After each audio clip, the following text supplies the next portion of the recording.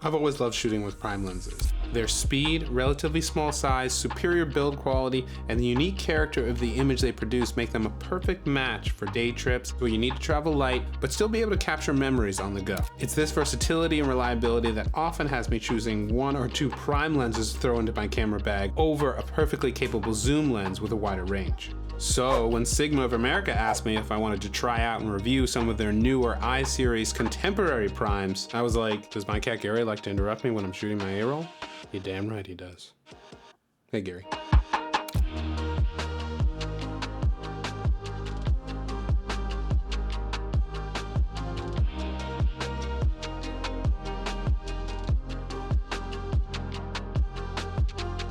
Hey everybody, Dylan here. Welcome back to the channel. Today we're talking about prime lenses, specifically Sigma's relatively new series of I-series primes, part of their contemporary line. Sigma was nice enough to let me choose 3 from this line to try out. So today I'm going to tell you about which lenses I chose and why, and give you a little bit of info on each. Then I'm going to show you some sample footage, and then finally I'm going to give you my verdict and tell you whether or not I can recommend any of these lenses for purchase. First, a few disclaimers. I was sent these lenses by Sigma, but I wasn't able to keep them. I had to send them back, and Sigma did not have any input or control over the content of this video. Secondly, I'm only going to be talking about these lenses in terms of their performance when capturing video. I wasn't able to spend that much time with these lenses. I was borrowing them over the holiday season. I was only able to take them out a few times. Lastly, I didn't shoot too many stills with these, so I thought it best to leave any discussion of their capability in terms of still photography out of the discussion entirely. All right, now that that's out of the way, let's get into it.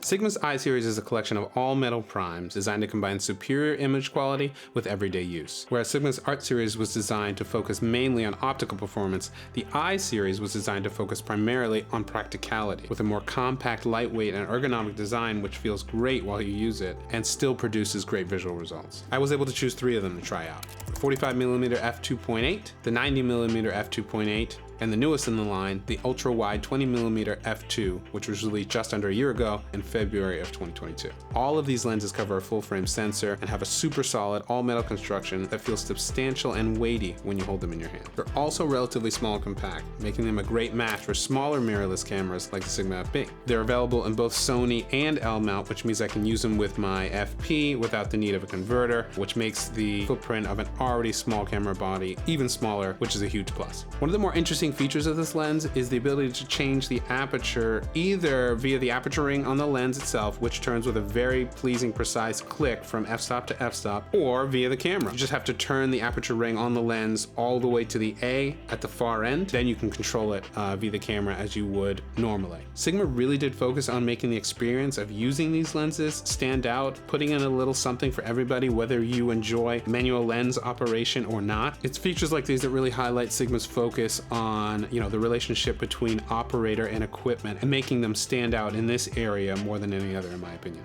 Each of these lenses came with a lens hood, which is nice to see, but they all also came with a metal magnetic lens cap in addition to the regular plastic ones. The thread sizes for the lenses vary between 55mm for the 45 and the 90 and 62mm for the 20. Both of these thread sizes are a little odd, at least in my experience, which means depending on the size of your regularly used filters like Black Pro Mist and Variable ND, you're more than likely gonna have to buy a set of step up or step down rings to be able to use them. Don't worry though, you can pick up a set of rings on places like Amazon or B&H for about $30 or less. Just make sure you're getting the right size for the filters that you have. There are a few different sets out there, so make sure and double check that your sizes are correct before you purchase.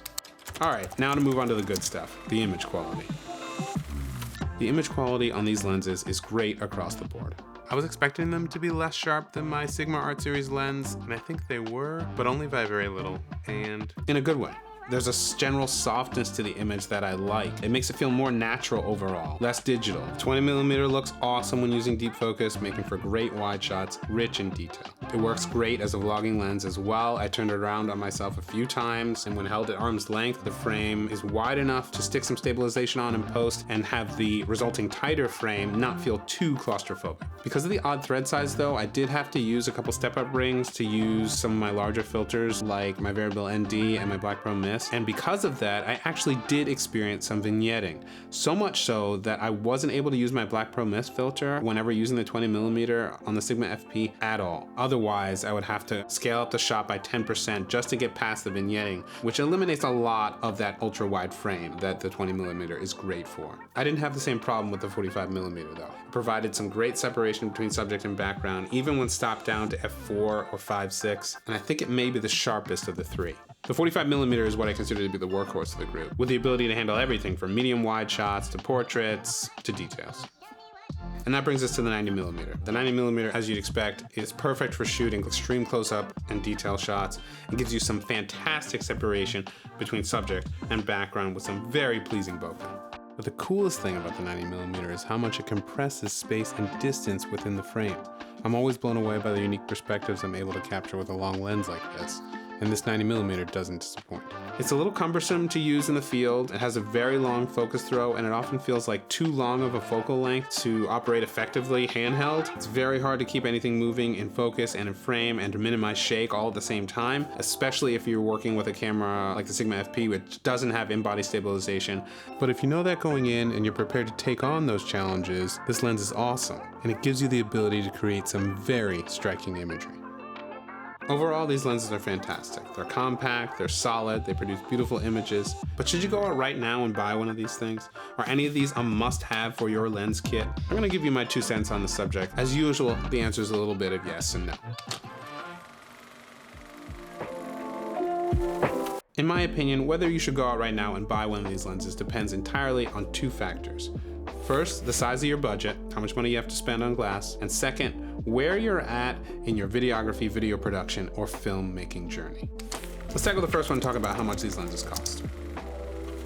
Now, while these lenses aren't super expensive as far as lenses go, they aren't cheap either. The 45mm will cost you around $550, the 90mm will cost you around $640, and the 20mm, the most expensive of the group, will leave a $700 hole in your pocket. If your plan is to start building a collection of glass by purchasing 2 or more of these guys, you're gonna end up having to shell out upwards of $1,500 just so that you can have a wide, mid-range, and telephoto option. That's a lot of money, especially if you're just starting out. Which brings me to my second consideration, where you're at in your filmmaking journey. As I said earlier, I love a prime lens. The way it makes you move around to change your frame, actually move your body to change your perspective. I just love that. I love how active and engaged it makes you, but it can be extremely limiting and frustrating for those just starting out and learning how to shoot video on a mirrorless camera. Having to constantly go into your camera bag, change out lenses to get a different angle can be very tedious.